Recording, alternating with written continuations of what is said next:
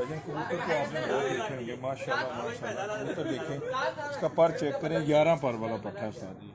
1 2 3 4 5 6 7 8 9 10 और ये एक्स्ट्रा पर 11वां, ठीक है। और ये एक साइड पे नहीं है, कुछ लोग कहेंगे कि जी एक साइड पे, ये देखिए ये दूसरी साइड पे भी 11 पर, 2 4 6 8 10 और एक ये वाला 11वां पर, ठीक है। और ये इसके पंजे चेक करेंगे, खुशक पंजे,